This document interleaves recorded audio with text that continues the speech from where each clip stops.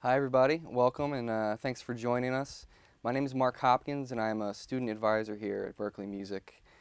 Today I have the pleasure of hosting this open house with Pat Pattison, published author, lyric guru, one of my favorite Berklee faculty members.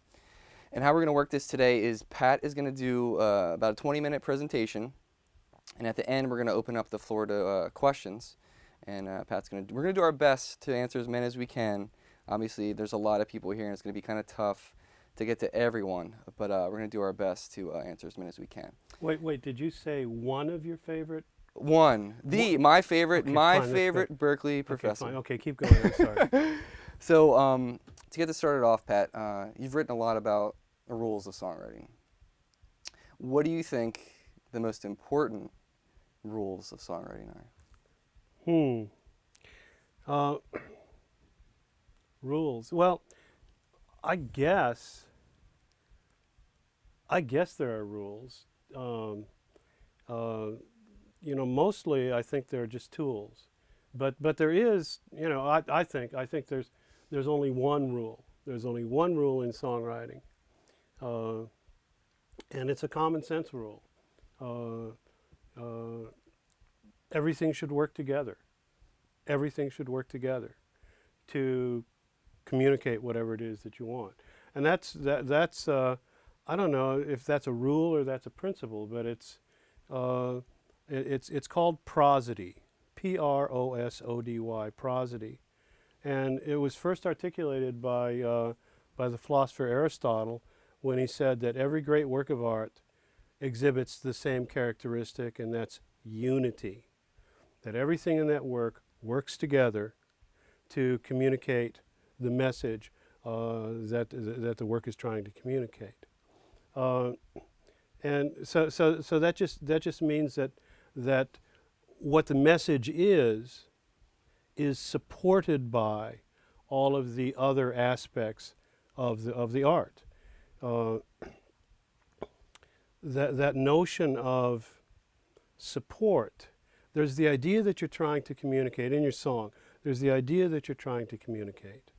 And that idea will have some kind of characteristic.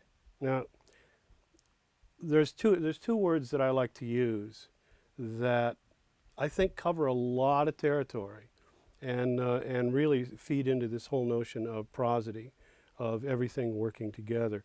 It's the notion of stability and instability, or stable, wax on, unstable, wax off. That is to say, I think that those two categories really, I mean, of course it's a spectrum, but they cover just about everything. For example, your idea. What are you talking about? Well, I'm talking about how grateful I am that you're in my life. And how do I feel about that? Well, I feel, I really want you to believe it. So I would say that I feel really stable about that when I tell you that I'm so grateful that you're in my life. And so all of the tools that I have at my disposal will go into helping create that sense of stability. Whereas on the other hand, if I'm saying something like, ever since you left me, I've been so alone, so confused, so off balance, then obviously I'm feeling unstable, wax off, and the tools, those same tools that are available, will be now used to craft that feeling of instability. And it doesn't have to be, I'm either really confused or I'm really solid. There's lots of gradations in between. But for example, when John Mayer writes in the Grammy-winning song, Your body is a wonderland. Your body is a wonderland. Your body is a wonderland. You feel like there needs to be more, like something else has to happen. And in the first verse, we've got the afternoon. You got a room for two. Your bubblegum tongue. If you want love, we'll make it. Swim in a deep sea of blankets. Oh yeah. Your body is a wonderland. Your body is a wonderland. Your body is a wonderland. I want more. of your body. And so now we move into, I love the shape you take when you're crawling towards the pillowcase. And of course, then he writes the line that makes everybody melt. But I'll never let your head hit the bed without my hand behind it. Oh, John. And then, want, love will make it, swim deep sea of blankets. Your body is a wonderland. Your body is a wonderland. Your body is a wonderland. I still want more. And the feeling there is created by the fact that there are 3 lines. 3 lines makes you feel unbalanced, makes you feel unresolved, makes you feel like something's missing. And of course, something is missing. We haven't, finished yet. We're still in the process here.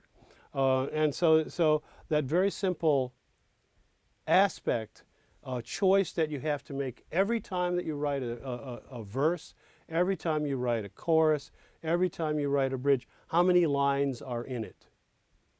And that's a choice that we frequently as songwriters don't make consciously. We just, we've got the 4 lines, right? It's supposed to be 4 lines. Not only is it supposed to be 4 lines, but they have to rhyme A, B, B, or A, B, or something like that. Just sort of without thinking, that's what happens no matter what you're talking about. But if you start incorporating the idea that, gosh, an odd number of lines makes you feel unbalanced, makes you feel unstable, and an even number of lines makes you feel balanced, makes you feel stable, then you can connect the dots. Then you can say, okay, what am I talking about? Ah, yes, ever since I met you, I've been feeling great. Thank you for being in my life. All right, I want you to believe me. And consequently, I'm probably, with this one principle, going to use an even number of lines. On the other hand, here, where the odd number of lines creates just kind of a sense of longing, kind of a sense of incompletion. And then, we go through the bridge of the song, and then John sings, your body is a wonderland, your body is a wonderland, your body is a wonderland, your body is a wonderland. Ah, let's have a cigarette. And so now we're done. Now we're resolved. Now the song is over, so that we're moving from unstable, this whole process of, finding the room, getting into bed, wanting more, and then finally saying, ah. And so that's 3-line chorus, 3-line chorus, and then this 4-line chorus that finishes the song. And, it's a very simple thing, but it's an application of that principle of stable versus unstable. And so the last chorus, of course, is stable, because we're done, we're finished, we're resolved. But the first 2 choruses are unstable because we're not done, we're not resolved. And there's lots of stuff like that. The number of lines that you use is one. How long the lines are is another one. So that, for example, when 2 lines are the same length, you feel resolved, you feel stable, you feel balanced. So, eeny, meeny, miny, moe, catch a tiger by the toe. I know there's more to that nursery rhyme, but still, I'm okay. I could go out and have lunch and not feel this need to finish it off because it feels balanced, it feels resolved. But Mary had a little lamb, fleece was white as snow. Now I need to finish it. Why? Because look at the line length. There's 4 stressed syllables. Mary had a little lamb. Fleece was white as snow. So 4 stressed syllables. 3 stressed syllables says, come on, let's go. It's kind of like the traffic cop says, come on, get it. Let's, as opposed to the traffic cop in eeny, meeny, miny, moe, catch a tiger by the toe says, okay, you can hold it right there. So that your line lengths also create motion in your verses or your choruses. They tell you whether to stop or whether to keep going. And sometimes you'll want to feel really balanced. Sometimes you want the thing to move ahead. So these are just tools. Rhyme scheme is another one. For example, thud, blood, crash, bash, Maybe we should go the other way. Crash, bash, thud, blood. There we go. And that feels really resolved. And not only resolved, but it resolves twice. Crash, bash, thud, blood. And so I'm talking about the dangers of driving and while you're intoxicated, because you will crash. There'll be and your head will be bashed, and there'll be blood. You'll go thud, and there'll be blood. And I'm just telling you. But you could take those same 4 rhyme words and arrange them differently. You could go crash, thud, bash, blood. And now you still have a very stable sequence, but now you've got only one piece of motion going from beginning to end. And that's how your ideas would work too. If, on the other hand, you did something like crash, thud, blood, bash, you feel it? You feel how that wants to move? Crash, thud, blood, bash. So that A, B, B, A rhyme scheme is unstable. And so now, think of that in terms of the rhyme scheme or any structural aspect. Think of it as a film score. And you know that a film score, this independent thing, you see the images, and then there's music underneath it. And the music underneath it tells you how you should feel while viewing these images. So we're viewing Pat Pattison staring at Mark Hopkins. And the music is da da da da da da da da da da. Say, oh, he's remembering those wonderful times in the classroom when Mark was so brilliant. He's thinking back and wishing that he had those days again. As opposed to dun dun dun dun dun dun dun dun, where now he's remembering all of those questions that Mark asked that made him look so bad, and he's having thoughts of revenge. He's taking a drug. He's taking rebutanol, retrobutanol, and the film score itself is making that comment.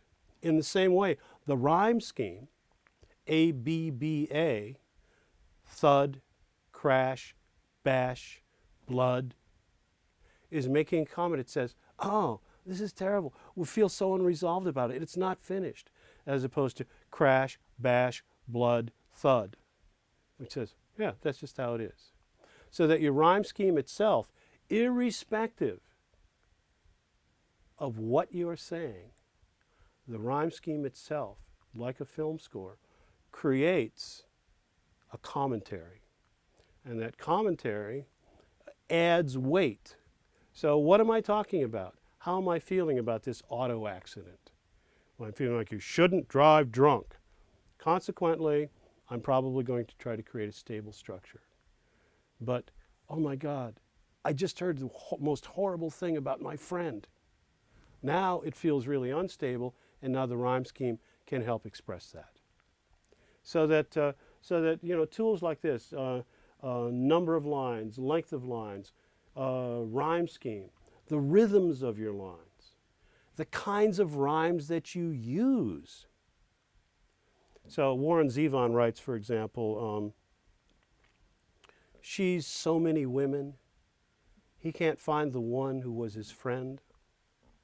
He's hanging on to half a heart, but he can't have the restless part, so he tells her to hasten down the wind. That's the rhyme, friend and wind. She's so many women, he can't find the one who was his friend. He's hanging on to half a heart, but he can't have the restless part, so he tells her to hasten down the wind. And that rhyme type, which is technically called a consonance rhyme, which you will learn, by the way, in the online course that I wrote, Tools and Strategies, the different rhyme types and how they work. But this rhyme type, the consonance rhyme, makes a comment. It says, it's just go. I'll be fine. Just I want you to be happy. And that's friend win. But compare that to this. She's so many women, he can't find the one who was his friend. He's hanging on to half a heart, but he can't have the restless part. So he tells her to hasten round the bend. And now suddenly he just wants her out of his life.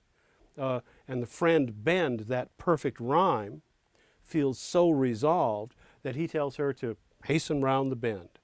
Now there's not a whole lot of difference between hasten round the bend and hasten down the wind, other than hasten down the wind's a little more poetic. But the difference is really that the rhyme type itself creates a film score that tells us how to view the content there. And once you get onto that the number of lines that you use, the rhythms of the lines that you use, the length of the lines that you use, your rhyme scheme and your rhyme types, those 5 elements are like your film score. The minute you realize that, then you can't just let them happen anymore. Now you can take conscious control of them and use them to support and enhance what you're saying. In fact, the same words, the same ideas, given an unstable structure, will actually say something different than those same words in a stable structure. And that's the use of tools. That's not the use of rules at all. It's just the way that the tools work. And what we try to do in the online school and in the online courses that I've written is to just lay those tools right out. The rhythm of the lines, really important, but the rhythm of the lines also has to be matched to the rhythm of the melody. And so consequently, because that's such a crucial and important step in communicating your ideas, because you must preserve the natural shape of the language in doing that, I've written a whole course on that called Writing Lyrics to Music. And then there's another one called Writing from a Title. All really important. And other courses, Jimmy Kachulis has written some wonderful courses in harmony and melody and song forms, and Andrea Stolpe's written a wonderful course. So all of this stuff is out there, and it's all tool-based. We're not going to tell you how to be creative, although we address creative exercises. We're not going to give you any talent. What we're going to give you is tools that you can take your talent, you can take your creativity, and shape what you have to say so that it communicates in the most powerful possible way. And that's what we're about. Now, one very exciting thing, at least exciting to me, is that we're just in the process of finishing writing a brand new course, and this time not on lyric writing, but on poetry, on writing poetry, and that should, I think, probably be up in the summer semester. I'm really looking forward to that. So, did I answer your question? Yes, you did. Yes, you did. Yeah. How are we doing on time?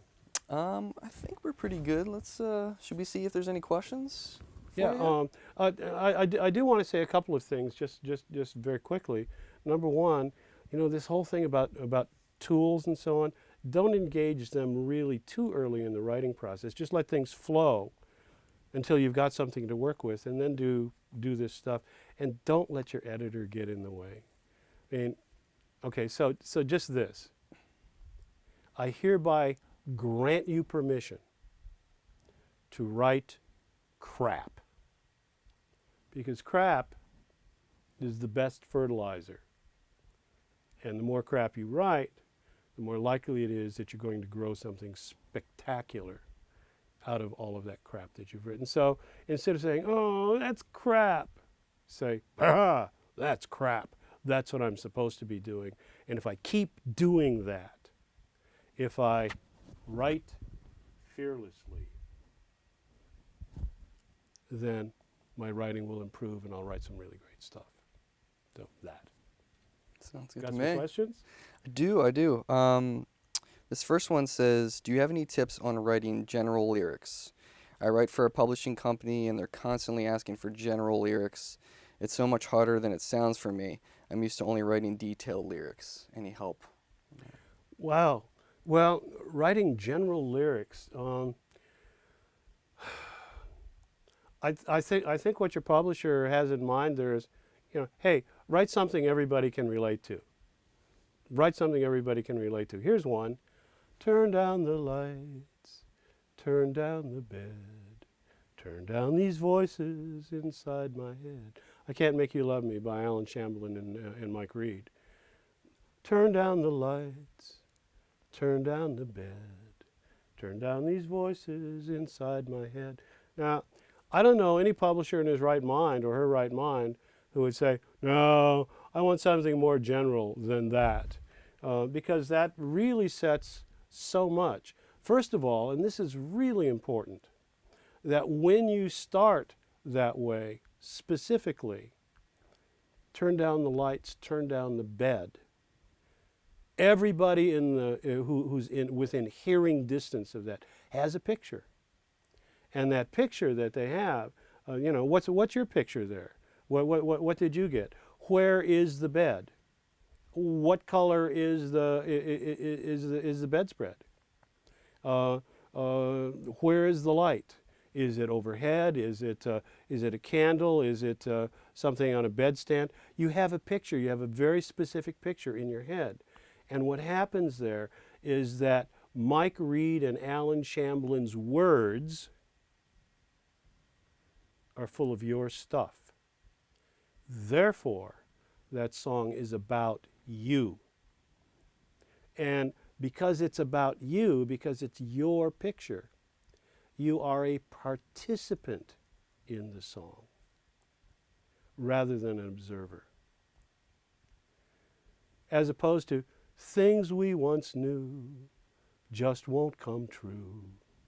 And now suddenly you're observing because it's a general lyric. So, you have to take what your publisher tells you with a bit of a grain of salt. What your publisher is really saying is, come on, you need to widen the appeal of your song, which probably means that that the specifics that you're using may be a little bit out of focus for a lot of people. And when you start using very specific stuff like, oh, I wish I had a river I could skate away on, I made my baby cry, that kind of stuff, then he will say, yeah, now you got it, I bet. So, yeah, general, here's what they want you to do is write lyrics that are universal, that everybody can everybody can relate to. And I'm here to tell you that the word universal is not and never will be a synonym for abstract and general. Rather, the word universal, something that everybody can relate to, is more appropriately a synonym for something that is sense-bound and specific, something that will be generated from your object writing, from your metaphor exercises, from things you can pick up in tools and strategies, that sort of thing. So, great question, but be careful. Be careful of too close an interpretation. What your publisher is telling you is you're not quite touching everybody. Touch everybody, please. Touch them. So you can turn down the lights, turn down the bed. I don't think Alan and Mike would worry too much if you started your song that way, would they? This is a good question too. Sometimes we get asked this as student advisors for the lyric writing classes. How applicable is your songwriting tools to hip hop writing? Yeah. Well, this is for those of you my friends and compadres in Australia. Where it isn't 6:45 or whatever it is in the evening. I just finished today my lyric class, my advanced lyric writing class, in which they are submitting their rap assignments. You remember the rap assignment? Oh, I love that assignment. It's a great assignment. Yeah. The tool and the tools that we use, the tools that Eminem uses, for example, are precisely the same tools that Stephen Sondheim uses. Eminem and Stephen Sondheim approach their writing from through the same process.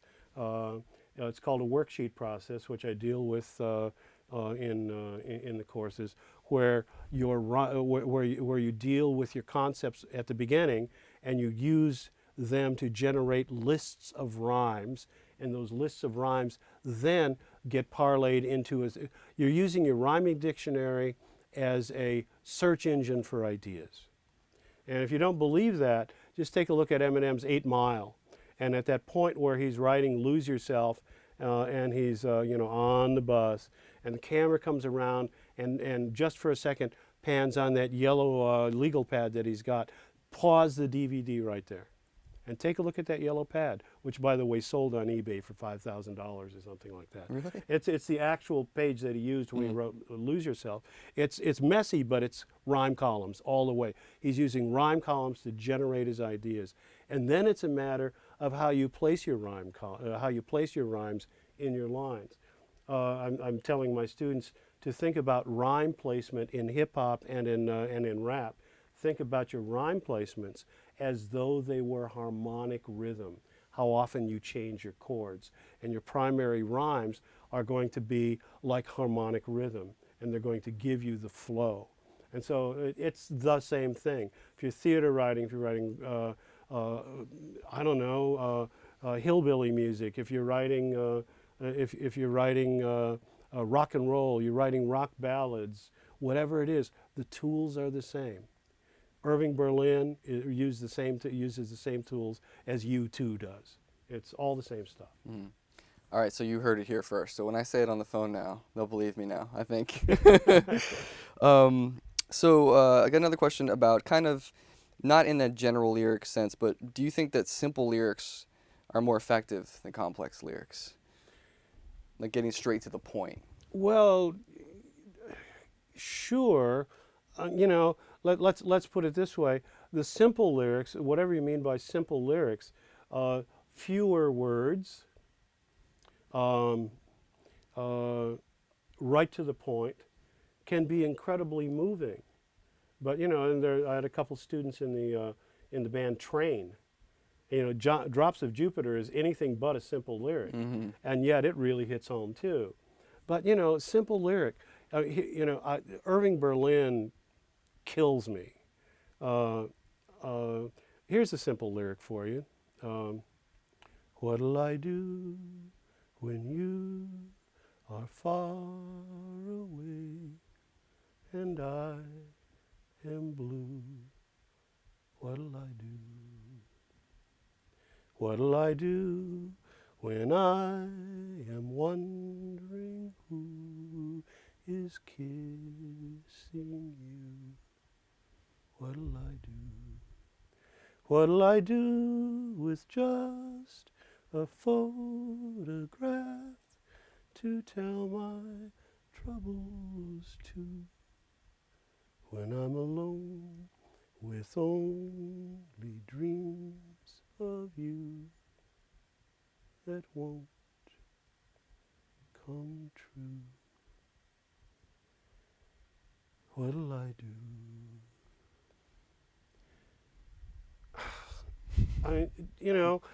So this does what you should strive to do in a complete song. It builds bigger boxes. It gains weight. What'll I do when you are far away? What, you're on vacation? What'll I do when I'm wondering who's kissing you? Oh my God. Oh no. What'll I do when I know that the dreams that I have won't come true? And now the ice pick goes into your heart. So it builds and builds and builds. It raises the bar each time.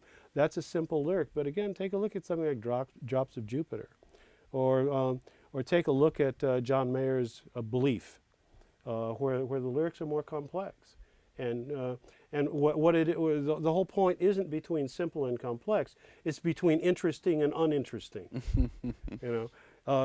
Is there a difference between writing uninteresting lyrics and writing interesting lyrics? Yes. Interesting lyrics, the people will actually listen to what you're saying. uninteresting lyrics, they'll listen to the melody, or they'll listen to the singer, or God forbid, they'll listen to the bass part. Sorry, bass players. So yeah, simple is good, complex is good, depending on, keep it interesting. Keep it interesting. Do you think it's like a matter of getting that furniture in the room, like you always talk about? Absolutely, Like furniture in the room. So stimulate my senses. Make me respond with my stuff. And that's what you do with images. That's what you do with sense-bound stuff. And the whole thing on object writing, by the way, and I don't mean to sound like a salesman but I guess I sort of am. but in Tools and Strategies, every day, 5 days a week, for 12 weeks, you have object writing to do, sense-bound exercises. And by the time you get out of there, this becomes second nature. So it's really, really interesting. And I always thought the best image you had about the furniture and about making the imagery there is that whole idea of the paint just dripping down and sure. building that. Yeah, when you say turn down the lights, turn down the bed, and you got this thing, those images are, bags of dye that drip their colors all the way down into the rest of the song. And so your abstract or general lines, if they have paint dripping on them, are going to have color. Whereas if they don't, if you start with abstract general lines, as I was sitting alone, I decided that one day I might want to, in some way or other, try to at last and finally say something, there's nothing there, and that just clears the song's throat. That's the job of your musical introduction, to clear the song's throat. The minute you hit that first stressed syllable, give me something. Great. So we got time for one more. This question is, what are the pros and cons of writing lyrics for existing melodies, or writing melodies for existing lyrics? It's all the same. No matter what you do, you have to preserve the natural shape of the language. And this is the Writing Lyrics to Music course. Preserve the natural shape of the language. If you write your lyric first, how would you say that lyric? Turn down the lights. Turn down the bed. Strong, weak, weak, strong. Strong, weak, weak, strong. And so you now must pick a melody, compose a melody that has that shape. If, on the other hand, I'd written ba-da-da-da, ba-da-da-da, I look at the melody, it says strong, weak, weak, strong, strong, weak, weak, strong. Now my responsibility in preserving the natural shape of the language is to find language that has exactly that shape. And so, you really have to build the whole castle. It doesn't matter whether you start with the foundation, or it doesn't matter whether you start with the southeast flag on the turret, or the handcuff on the east wall of the secondary dungeon or torture. It doesn't matter. You still have to build the whole castle. Mm-hmm. And that's why there are tools, because everything fits into everything else, and no matter where you start, your job is still to find the tools that are going to create the whole thing. Awesome. Pat, thanks so much for this is fun. spending the night with us. Yeah. Can't we continue? I mean, this is more. Well, thanks everybody. This is great.